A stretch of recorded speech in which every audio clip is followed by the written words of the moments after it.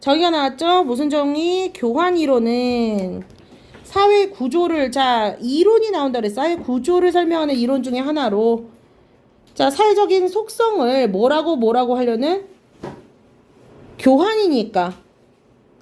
그래서 행위자 간의 자원 교환으로 보는 것이 사회 구조 안에서 사회 근본적인 속성은 교환이라고 보는 것이 교환 이론인 거야. 그치? 교환 이론의 정의, 개념 빨리 보셔야 돼. 자, 사회학자 누구? 리처드 에머슨. 자, 그럼 이 사람이 뭐라고 말했느냐라고 생각하는 거지. 그러면 개인 및 집합적 행위자 간의 교환이 동일한 기본 원리를 바탕으로 이해 가능한지를 탐구하였다. 이게 중요한 거지. 그러니까 개인 또는 집합의 교환이 동일한 기본 원리를 바탕으로 교환을 할 수 있는가를 본 거야. 자, 에머슨이 볼 때 에머슨은 뭐라고 했어? 얘의 입장이 되게 중요하다 그랬지. 그럼 그걸 파악하라 그랬지. 에머슨이 볼 때 사회 구조는 뭐를 표현하는 거? 자신의 자원 가치를 높이려는 행위자 간의 자원 교환으로 구성된 것이다 라고 에머슨의 입장을 얘기를 했네. 자신의 자원 가치를 높이기 위한 자원 교환으로 구성된 것이 사회 구조라 그랬어. 자, 그러면 교환은 사회적 네트워크 내에서 행위자들의 자원의 분배를 놓고 협상하는 상황인, 자, 작은 따옴표 돼 있죠? 협상된 교환, 그치? 그리고 행위자들이 추후 보상이 주어질 것으로 기도를 하면서 연속적으로 자연을 제공하는 상황인, 자, 효혜적 교환이라는 두 가지 일반적 유형 중 하나의 모습을 띈다라고 얘기를 했어. 자, 그러면 두 가지라고 그랬으니까 A 또는 B 또는 1번 또는 2번이라고 생각하면 되겠지. 그러면 협상된 교환의 특징은 이렇게 나왔어. 그러면 A는 어떤 거야? 오랜 시간, 비용과 이익에 대한 인식이 상당히 포함. 그지? 받아들일 수 있는 타협.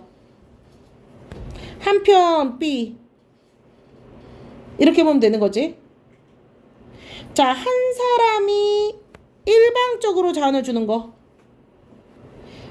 가치 있는 자원으로 갚으리라는 기대, 따라서 효율적 교환은 계속 B야.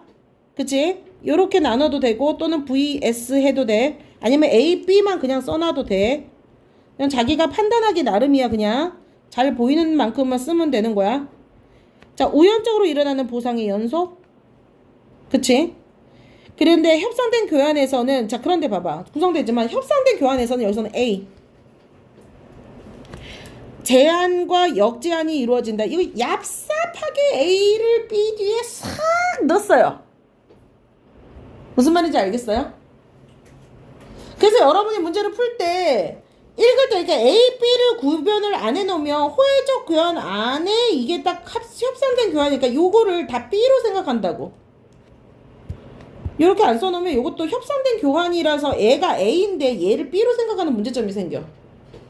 같이 단락으로 묶으려는 성격 때문에. 그래서 선생님 뭐를 해놓으면 좋겠다? A, B를 나눠놓으면 좋겠다. 나중에 확인해서 왔다 갔다 하면 되니까. 그러니까 요즘 요 구조가 진짜 핫한 구조. 요 구조가. 트렌드에 민감한 여자, 트민녀. 그죠? 제일 요즘 잘 나오는 치사한 구조. 자, 그럼 여기서 무슨 내용인지 몰라도 상관없다고 해서 A, B 잘 구별을 해놓고 교환의 특징이나 개념을 물어볼 때는 왔다 갔다 해서 보면 되는 거야. 오, 효과가 있는 것 같다, 에어컨. 교환행위에서, 그동안 나 왜 힘들었지?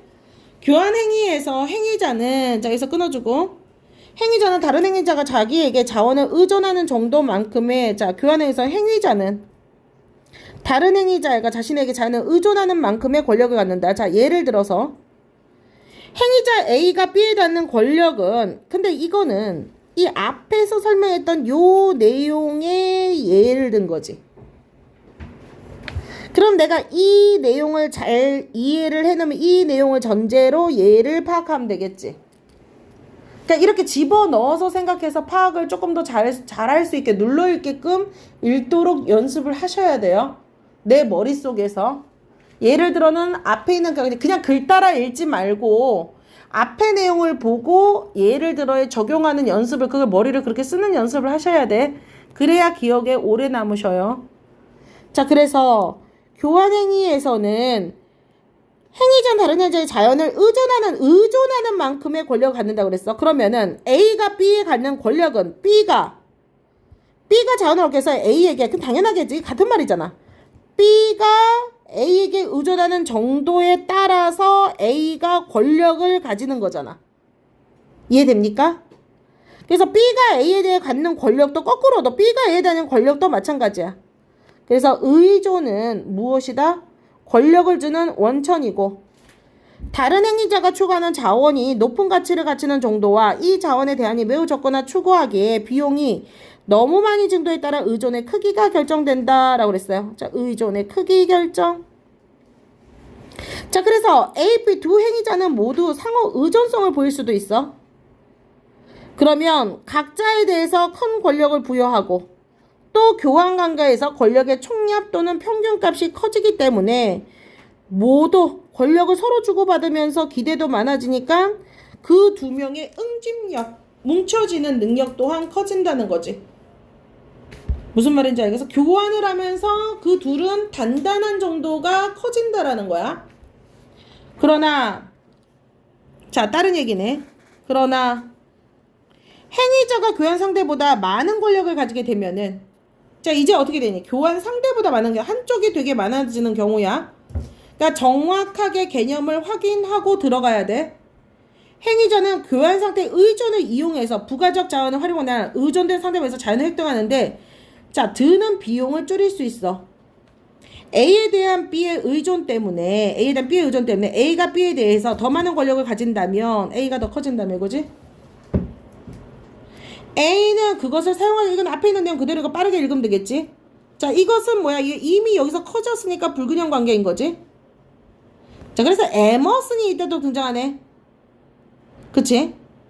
권력의 불균형에 인한 권력 사용은, 불균형에서 일단 권력 사용을 하게 되면 권력 관계에 평형을 부여하는 균형화 작동을 활성화하게 된다라고 이게 에머슨이 생각하고 있는 거야. 불균형 관계로 인해서 권력을 막 사용한다면 그 권력 사용하는 것이 균형화 작용을 만들어낸다는 거. 자, 그래서 A가 B에 대해서 권력의 이점을 가진 상태에서 B에게는 A가 제공하는 자원의 가치를 낮게 평가하거나 A가 제공하는 자원에 대안을 찾거나 자신이 A에게 제공하는 자원의 가치를 높여주려고 하거나 또는 내가 자원에 대한 A에 대한 축소하는 방법을 강구하는 네 가지 선택지가 있대. 그러면 네 가지 선택지하고 1번, 2번, 3번, 4번 하는데 얘는 누가? B가 하는 거. B가.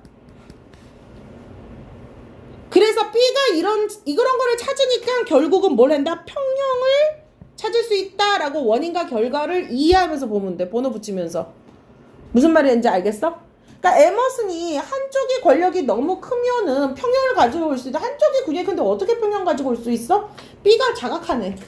어떤 식으로 자각해? 1, 2, 3, 4번에 의해서 자각하게 되네. 그치? 자, 그러면 이러한 아이디어, 근데 뭔가 이게 있어. 뭔가 이제 이게 시작돼. 그러면 이게 시작되면 이제 여기에 대한 거가 문제가 나온다는 얘기지.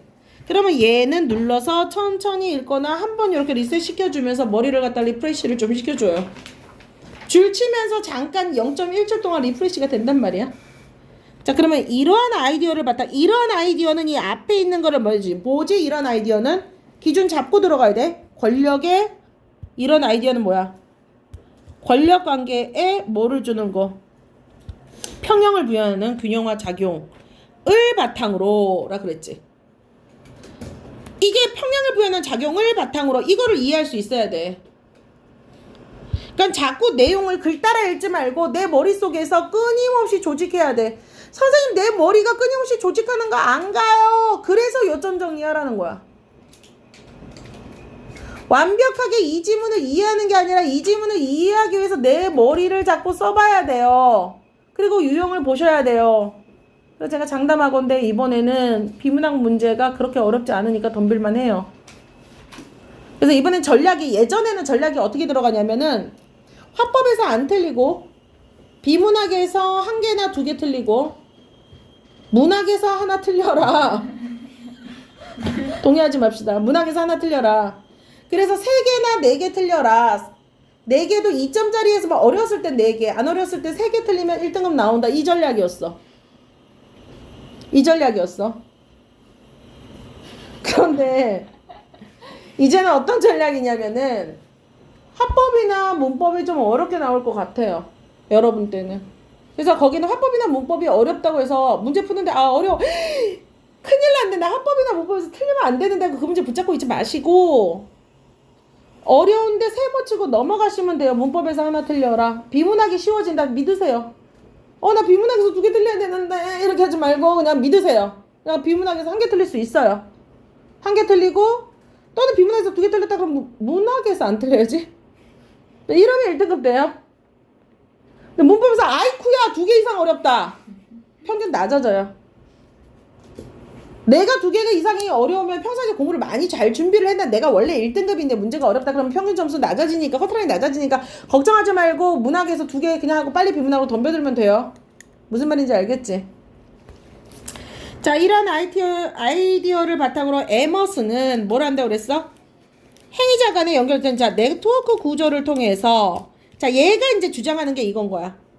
네트워크 구조를 통해서 네트워크의 중심성과 권력관계의 변화를 설명했대.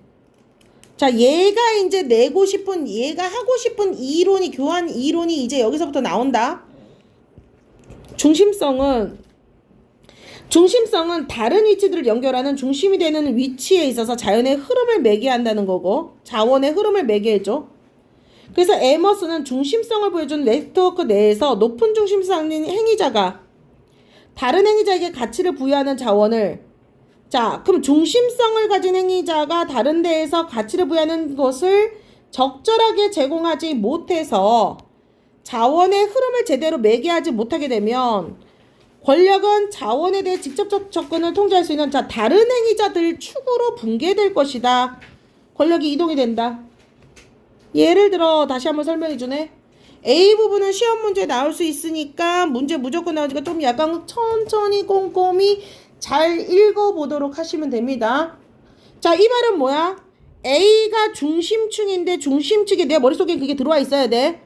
A가 중심축에서 다른 자원의 흐름을 제대로 못한다면은 다른 행위자인 얘를 통해서 A가 무너질 거다 이런 얘기잖아. 그치? 그 기준을 잡고 예를 들어 라고 들어가라고. 그러니까 이 내용은 머릿속에서 방금 읽어서 파악되어 있는 거야. 머릿속의 내용인 거야. 그래서 예를 들어 본권제에서 왕과 영주들의 빨리 읽어보면 돼. 왕과 영주들의 네코트를 가져보면 왕은 영주들을 자연의 흐름을 매개하는데 그러니까 영주들은 자기 영토에서 농노들의 지배를 받아 왕에게 자원을 제공하고 이게 되는 거지. 자원에 비해서 왕이 무엇을 갚을지가 문제가 된다. 여러분 머리 어렵게 하려고 그러는데 왕이 제대로 못했을 경우인 거잖아. 그치? 그걸 잡았잖아. 그치? 그럼 영주에 의해서 무너지겠다. 이것도 내용 추측을 하면 되잖아. 그치? 그럼 영주들은 왕이 자기네에게 충분한 보상을 제공하지 않는다고 인식하기 시작하면 교환관계를 파기하게 되고 봐봐 예측할 수 있잖아. 그러니까 추론을 해서 예시가 내가 원하는 내가 파악한 흐름대로 가는가를 확인하라고. 그러니까 머리를 자꾸 굴리세요. 자꾸 굴리고 무슨 내용인지 추론해야 되고 이 앞에 있는 말이 뭔지를 갖다 보면 인과관계가 판단하게 돼요. 이게 조금 중요하긴 해. 인과관계를 판단해라. 있는 사실을 파악해라. 트렌드에 민감한 문제. 트민문. 이번에는 트렌드에 민감한 문제예요. 그래서 우리는 트민문이 되려면 트렌드가 인과관계 앞뒤의 순서를 바꾸는 게 좀 자주 나온다고 그랬잖아. 그러면 앞뒤의 순서를 제대로 파악할 수 있으려면 내가 읽을 때 추론을 해서 읽는 게 중요해. 선생님. 근데 일단 여기 보자. E의 권력의 중심은 네트워크의 권력관계를 변화시키려 B가 그러니까 엎어버린다 그러는 거지. 권력의 중심은 아까 왕이었는데 자원의 가치는 높은 공공 원천이 있는 영주 쪽으로 이동하는 그러니까 파괴되는 거지. 그래서 본권제가 붕괴되는 경향. 본권제가 붕괴되는 이유를 교환의 원리에 의해서 얘기를 해줬네요. 실제 사회에서 많은 네트워크에서 권력의 중심은 가장 가치가 높은 자원의 공급 원천적으로 이해하는 것으로 많이 나왔다. 이 말은 교환 가치를 파괴하면서 높지 않은 네트워크에서도 마찬가지였다라고 얘기했지. 실제 사회에서. 이렇게 에머슨은 교환 가치를 네트워크 서로 사이의 관계에서 개념화함으로써 사회 구조를 잘 설명하는 자, 그러니까 이거는 맨 마지막에 무엇에 대한 얘기예요? 누구의 의? 에머슨의 교환 이론의 의가 되겠지. 이해되니? 그러니까 전체적으로 봤을 때 이런 사회 이론에 대한 거는 이론자가 뭐라고 설명했는지만 자세히 알면 되겠지. 내용이 이렇게 어려운 내용은 아니었어요. 두 번째 지문은. 그치? 그러니까 그 대신 얘는 정보의 흐름을 뭐를 해야 돼. 어떤 이론가의 얘기가 나오면 그 이론가가 뭐라고 말했는지를 우리가 잘 보자라고 얘기를 했었어. 그치?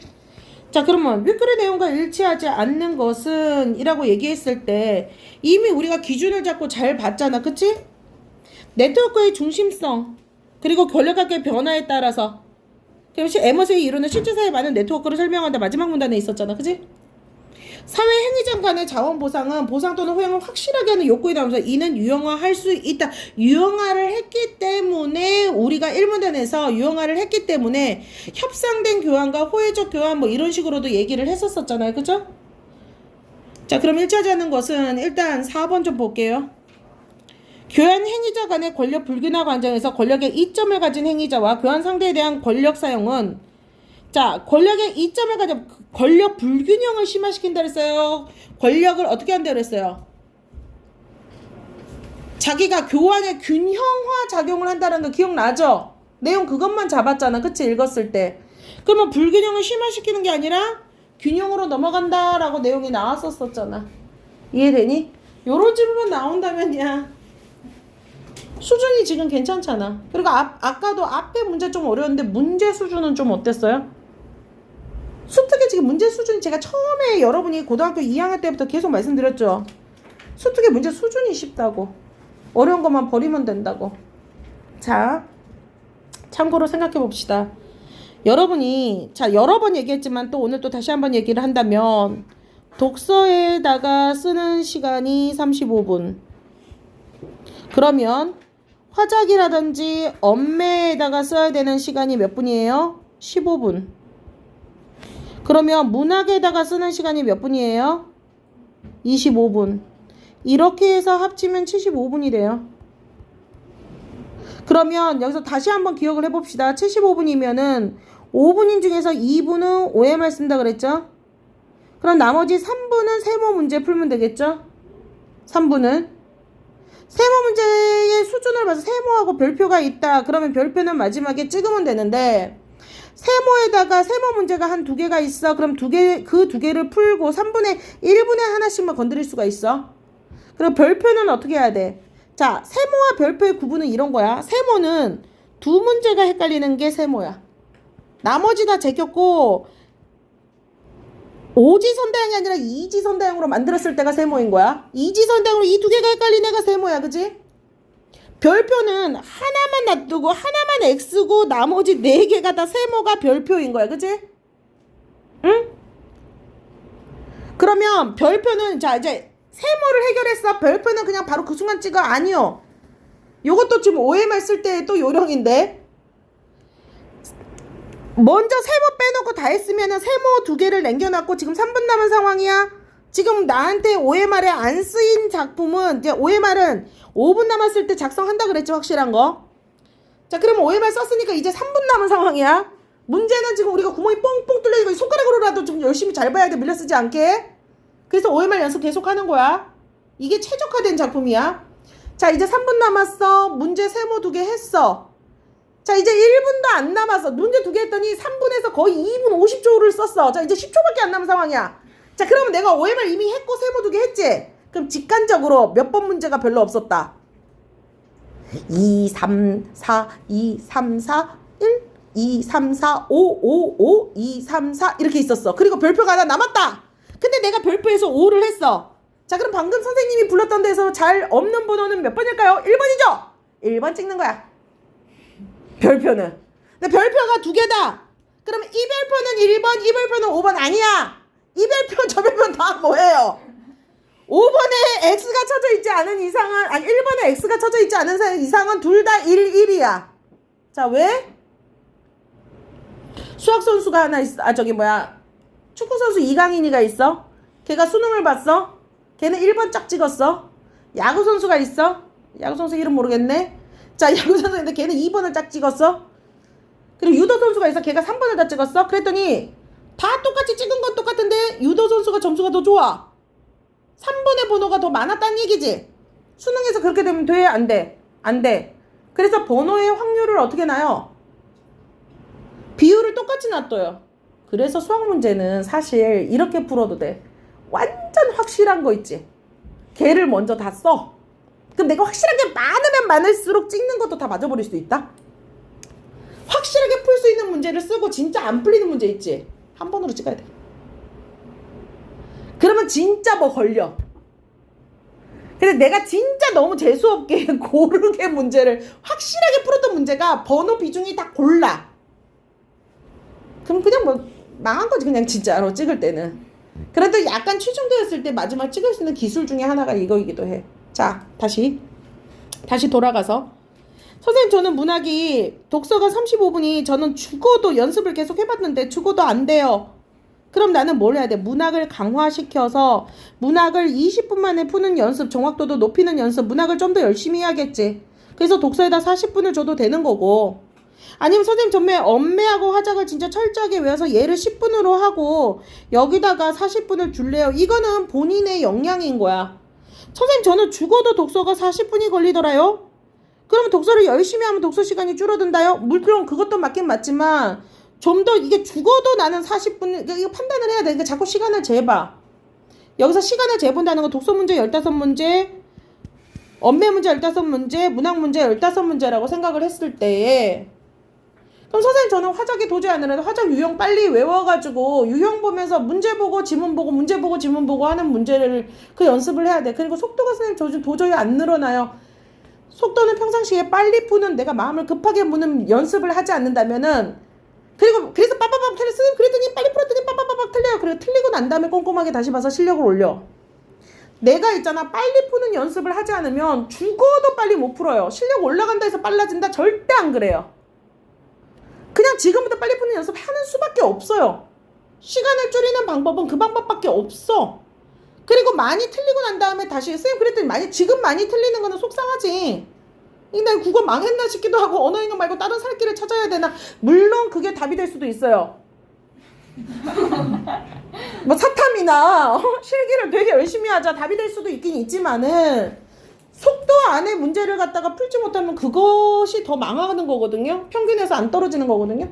그래서 평상시에 내가 지금 11월까지 빨리빨리 많이 풀고 그 다음에 틀리는 걸 계속 꼼꼼하게 보고 두 개 중에 뭐가 헷갈렸는가 이거 지치지 않고 끊임없이 쭉 해나가면 돼요. 여러분이 지치지만 않는다면 종강을 저는 수능 전날까지도 제가 수업할 수 있어요. 적어놓은 거 우리 다시 한번 다 써머리로 훗자 이렇게 해도 돼요. 야 비문학에서 첫 번째 이런 질문 나왔었지? 여기서는 비교하는 거 잘 봐야 돼. 여기에서는 에머슨의 이론을 나왔어. 이론이 나오면 뭐 하라고? 그 이론을 했던 사람이 뭐라고 말했는지를 잘 봐야 돼. 이런 식으로 한번 훑어줄 수도 있어요. 넌 이런 문제 좀 자주 틀렸으니까 이런 거 좀 조심해라. 너는 그래프 문제 그냥 버려라. 뭐 이런 식으로.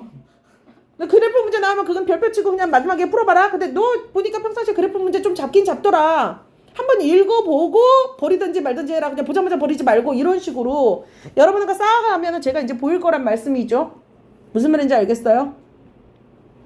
그래서 연습을 잘 합시다. 꼭 그래서 뭐를 해야 돼요? 미리 풀어오시고 그럼 평상시에 문제 풀 때 모의고사 풀 때 항상 뭐를 하라고요? 잊지 마시고 본인의 시간 체크하세요. 지금 보니까 우리 학원이 매주 너무나도 좋은 시스템은 모의고사를 계속 주고 있잖아요. 모의고사 그냥 글 따라 계속 보지 마시고 뭐를 하세요? 나눠서 시간 꼭꼭 재세요. 제가 없더라도. 그래서 본인의 시간을 만들으세요. 선생님 저는 아직도 언매 화작 못 선택하겠어요. 그러면은 내가 처음에 연습을 할 때 그래도 나 화작 일단 조금 더 마음 가는 거를 먼저 해. 그리고 그 다음에 언매 문제도 한번 풀어봐. 내가 화작을 정했다. 그런데 언매하고 화작에서 못 정했다. 그런데 화작이 조금 더 기울어져 있다. 그러면은 내가 와서 푸는 시간에 화작을 하고 언매는 또 편안하게 집에 가서 그날 저녁에 한번 해봐가지고 비중을 한번 따져보라고. 무슨 말인지 알겠어? 화작은 하나 틀리고 문법도 하나 틀린다. 그럼 뭐 가야 돼? 문법 가야 돼. 화작 하나 틀리고 문법 2개 틀린다. 그럼 뭐 가야 돼? 이래도 문법 가야 돼. 걸리는 시간 보고 문법 가야 돼. 그런데 만약에 걸리는 시간이 화법이나 문법이나 비슷하다라고 하면은 그러니까 걸리는 시간을 한번 따져봐야 돼. 근데 문법이 시간이 더 오래 걸리고 두 개 틀린다. 그럼 화작 가야 돼. 그러니까 시간을 자꾸 재라고, 시간을. 그럼 수능 날에 내가 생각했던 시간하고 크게 달라지잖아. 그 다음에 시간을 어느 정도 잰 다음에는 이제 그 다음에 여러분이 하셔야 될 게 순서도 좀 정해보시면 좋아요. 뭐냐? 나는 엄매 풀고 화작 풀고 비문학 풀고 문학 풀어야겠다. 라든지 나는 비문학 풀고 문학 풀고 화작 푸는 게 낫더라. 이거 순서도 좀 정해놓은 거 이렇게 바꿔보면 내가 좋은 순서를 잡는 것도 좋아요. 그러니까 내가 화작을 풀어봤더니 10인 만에 풀었어? 그러면 딱 감이 딱 나오지. 화작이 10인 만에 풀었어. 이 말은 바로 뭐야? 내 머릿속에 바로 계산되지. 비문학의 시간을 좀 더 투자할 수 있겠다. 그리고 뭐라고? 이번에 화작 쉽네? 그럼 실수하지? 말아야 된다. 평균 커트라인이 안 낮아졌다. 이렇게 되는 거지. 화작 문제 풀었는데 평상시에 15분 만에 풀었어. 그런데 이번에 화작 문제 풀었는데 20분 만에 풀었다. 오메? 비문학 쉽겠지? 또는 비문학 어려운 문제는 별표 치고 넘어야겠네. 평균치 떨어지겠네. 내가 원래 항상 점수가 약간 어느 정도 익숙하면은 자기 점수에 대한 어떤 기준이 나온다고. 내가 평상시에 이 정도의 문제에서 이 정도 시간, 왜냐면 시간을 쟀으니까 그게 나와. 시험의 난이도를 내가 그 순간에 판단할 수 있어. 무슨 말인지 요 말 이해되니? 이 말이 있잖아. 내가 그 날의 시험의 난이도를 안다면, 눈치를 챈다면 당황하지 않고 풀 수 있는 문제 빨리 풀어야겠다, 또는 실수하는 문제를 줄여야겠다, 이런 기준이 되면은 옆에 있는 애들 어떡해 하고 막 있거나 하면 너무 잘 풀리는데 하고 망칠 때 여러분은 신중을 위해서 실수를 안 하거나 아니면은 아는 문제 풀어서 점수를 확보한단 말이죠. 그럼 그게 기준이 되려면 뭘 해야 돼? 시간 재야 돼. 맨날 시간 재고, 시간 재서 나한테 합리적인 시간을 못 찾겠다 그러면 기록한 걸 나한테 보여주라고. 아니면 카톡을 보내. 일주일 동안 카톡을 보내든 뭐 하든 뭔 짓을 좀 써봐요. 그럼 제가 더 도움되는 또 얘기를, 코치를 많이 해줄게. 그러니까 3학년 때 선생님은 뭐냐면 코칭이야, 코칭. 내가 막 화려하게 이거를 해석하는 기준을 갖다 보여주는 것이 아니라 어떻게 하는 방법을 알려주는 거잖아. 그러니까 여러분이 연습하는 게 더 중요하다고요. 근데 여러분 자꾸 아직도 설명해주는 거, 메모해야지, 필기 잘해야지, 선생님 얘기해주는 데서 이게 비급 나는 거 나 똑같이 해야지, 막 이거 필기에 연연하시면 안 됩니다. 무슨 말인지 알겠어요? 내가 해보려고 해야 되고 내가 속도를 재는 게 제일 중요해요. 거기서 독서 지문에서 속도를 줄일 수 있는 방법 중에 하나가 뭐가 또 있다 그랬었죠? 독서 지문 1번 문제가 독서가 나온다. 독서 지문 1번 문제가 독서가 나온다. 비문학 지문 1번이. 그래서 걔는 지금 문법처럼 들어갈 수 있다라고 그랬지. 걔를 좀 아셔야 돼. 자, 윗글을 바탕으로 보기를 이해한 내용으로 가장 적절한 것은 이라고 그랬어. 자, T1하고 T2는 함께 정기적으로 테니스 모임을 만들었어. 테니스 모임을 만들었는데, 자, 정기적 테니스 모임. 자, 여기에 T3가 나왔어. 그랬더니 T1과는 게임을 하지 않고 T2와는 게임을 했어. 자, 그랬더니 T1과 T3는 자, 이제 뭐가 만들어졌니? T2에게 의존해야 돼서 게임에 테니스 공을 제공을 했대. 자, T2에게 의존에 대해서 이제 권력이 어떻게 되는 거니? T2한테 갔지. 그래서 제공했지. 근데 자, 이후에 T4가 왔어. T4는 T1이나 T3와는 테니스를 쳤어. 자, 그랬더니 이제 어떻게 되니? 모두 같은 테니스라고 동등한 참가. 자, 무엇이 이루어졌다라고 얘기를 하고 있는 거니? 권력관계에 무엇이 이루어졌다? 그냥 균형이 이루어졌다. 그럼 그거 내용과 일치하는 거 찾으면 되잖아. 그쵸? 또는 일치하지 않은 거 찾으면 되겠지? 자, 그러면 거기서 맞는 거를 찾아보면 됩니다. 2번 문제. 그래서 2번 문제를 갖다 풀었던 친구는 몇 번이 되겠죠? 2번이 되겠죠. 자, 윗글을 통해서 추론할 수 있는 내용으로 적절하지 않는 것은 이라고 얘기를 했어. 자, 교환행위에서 두 행위자가 각각 상대방이 가진 자원에 가치를 부여하여 그에 대한 대안이 높다면 높은 상호 의존성을 보이겠군. 그래서 자, 가치를 부여했고 대안이 없으면, 자, 대안이 있었을 때 대안 아까 1, 2, 3, 4 나왔었잖아. 그치? 그러면 당연히 계속 의존을 하겠지. 맞는 말이네. 그치? 그죠? 자, 요런 식으로, 자, 문제 풀 때 또 하나의 방법 뭐죠? 맞는 거 동그라미 치고 애매한 거 있으면 남겨놓고 나머지가 다 맞는 걸로, 걔가 틀렸는지 왜 틀렸는지 모르지만 나머지가 다 맞아서 얘가 답이에요. 이것도 문제 푸는 방법 중에 하나예요. 무슨 말인지 알겠어요? 안 푼 친구가 있어서 추론해보라고 남겨놓고 여러분은 답안지 보고 보시면 됩니다. 자, A를 바탕으로 보기에 그림 1, 2를 이해한 내용으로 적절하지 않는 것은 싫어 거미 이렇게 생각하지 마시고 그래프 싫어 이렇게 보지 마시고 풀 수 있는 문제가 아니가 조금만 더 읽어보면 되겠지. 왜냐면 본문을 잘 봤잖아. 그림 1 네트워크에서 K1하고 K13까지 갔네요. K13은 네트워크의 자원을 고안하는 서로 다른 행위자들이다. 시간이 흐른 다음에 자, 뭐가 됐니? 요렇게 됐는데 얘의 힘에서 어디로 갔니? 힘을 가진 존재가 뭐를 되었다? 나눠졌네. K1 어디 갔어? 짜졌네? 그치? 그 말은 K1이 가지고 있었던 누구하고 누구? 2, 3, 그 다음에 4. 얘네들이 지금 어떻게 됐다는 거야? 네트워크가. 얘네들 중심으로 또 이어갔다라는 K1으로 가지고 있었던 내용이 어디로 흘러갔다라는 거야? 얘가 충분하게 뭐를 제공하지? 충분하게 권력의 어떤 교환의 이점을 제공하지 못했던 거지. 그치? 그렇게만 보면 돼. 그 다음에 맞는가 아닌가만 보면 되는 겁니다. 따져보면 돼요. 무슨 말인지 알겠어요? 요거 맞았어요? 틀렸어요? 요거 푼 친구만 답이 푼 친구만 안 붙이고 고개 숙여. 푼 친구 답이? 오케이 끄덕끄덕. 다 맞았네요. 잘했어요. 자, 바꿔 쓰는 거. 자, 문맥상 바꿔 쓰는 거. 이거는 뭐 하면 되니? 집어넣으면 되는 거고, 내가 혹시 돌아간다는 단어 뜻을 모른다면 일일이 단어 뜻 찾아보라고 말씀드렸죠. 단어 뜻 찾아보도록 합시다. 무슨 말인지 알겠어요? 그래서 오늘은 이론까지 설명을 해서 사회문화 1, 2, 3, 4, 5 중에 1, 2만 했거든? 자, 일단 내용 적어놓고. 여러분의 진도가 조금 빠르다라고 얘기를 해가지고 이게 좀 많다라 그래서 요렇게 밀어놓으면 되겠다. 우리가 한 주만 밀어버리면 좀 될 것 같아. 일단은 한 주만 밀어버려서 다음 주에 4회 뭐를 해오면 돼? 3, 4, 5를 풀어오면 돼. 이미 풀었으면 어떡해. 이미 풀었던 친구는 원래 기준표대로 더 나가도 돼. 또는 내용 정리에 조금 내용 정리 안 했잖아. 내용 정리에 좀 신경을 쓰세요. 무슨 말인지 알겠어요? 사회 3, 4, 5하고 제가 앞으로 이렇게 계속 해야 될 거를 미리 말해드릴게요. 그래서 다음 주에 사회 3, 4 해오고, 자, 숙제가 더 있죠? 제가 내용 정리하는 거 아까 기준 줬잖아요. 그쵸? 그거 하셔야 되겠고, 두 번째는 뭐 하셔야 돼? 내용 정리해야 되는 거, 노트 필기 해야 되는 거, 꼼꼼하게 본인 노트 필기 해야 되는 거 좀 하셔야 되겠고, 그 다음에 두 번째, 모의고사 볼 때 뭐 해야 되는 거? 시간 적는 거 앞에다 그거 모의고사 앞에다가 다 적어놓고 이거 어떻게 정리해야 할지 모르겠어요. 그러면은 모의고사 싹 들고 와가지고 걸렸던 시간을 나한테 싹 보여주세요. 그럼 제가 정리하는 법 알려드릴게요. 그쵸? 두 번째, 왜 이렇게 급해? 모의고사 정리하시고, 모의고사 시간 재서 정리하시고, 왜 이렇게 급하시냐고요? 세 번째, 그 다음에 뭐 풀어야 돼? 변형 문제 풀어 오셔야 돼. 그치? 세 번째 변형 문제 풀어 오셔야 되겠고, 그쵸? 왜 이렇게 급하십니까? 다음 주에 사회문화 3, 4, 5 꼭 풀어 오셔요. 알겠죠?